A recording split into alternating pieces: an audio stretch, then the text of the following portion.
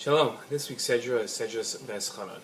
Moshe was not one to preach to the choir. In his last address to the Jewish people, Moshe juxtaposed the people standing in front of him with the Jewish sinners who had died in the plague after worshipping the idol of Baal Peor.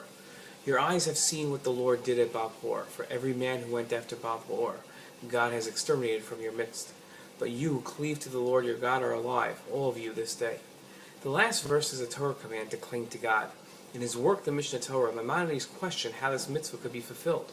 A strict rationalist, the Rambam held by the logic that as a perfect being, God could not have a physical manifestation. The taking of physical qualities would limit God, and therefore is impossible. In explaining how one can cling to a non-physical God, Maimonides wrote, "Our sages question the nature of this command, for is it possible for man to cling to the divine presence?" They resolved the difficulty, explaining this command to mean cling to the wise and their disciples. One should try to marry the daughter of a Torah sage and marry his daughter to a Torah sage, eat and drink with sages, do business on behalf of sages, and associate with them in all possible ways. As God stated, the mitzvah is to cling to God. Maimonides understood that clinging to God was a mitzvah meant to encourage Jews to understand God, and to do so they needed scholarly teachers.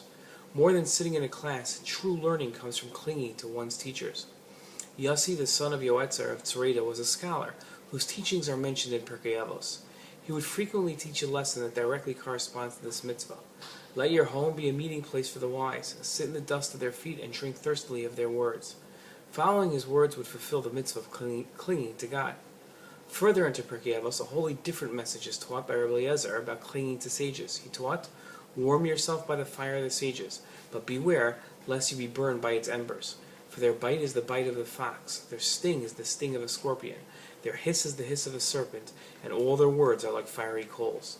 While still encouraging one to cling to scholars, Rabbi Eliezer warned that getting too close can be dangerous to a person's growth. How can our mitzvah be to cling to God, and Yossi the son of Yoetzer of Tzoreda lesson, sit in the dust of the scholars' feet and drink thirstily of their words, be understood as anything but contradictory to Rabbi Eliezer's warning of getting too close to sages? The answer lies in Rabbi Eliezer's analogy. A fire is both helpful, keeping us warm, and dangerous. It can burn. The difference between the two lies in how one approaches the fire. If one is careful and treats the fire with caution, they gain the fire's warmth. But if they aren't careful and treat the fire without care, they will get burnt. The same is true of our scholars. If we treat them with proper respect, understanding the value of their words and lessons, we will gain the benefit of their teaching. But if we act lackadaisical around them, we'll misunderstand their teachings, and our disrespect will stunt our growth. We should strive to cling to our sages, but also understand how dangerous this mitzvah can be if not taken with the seriousness it demands. Shabbat Shalom.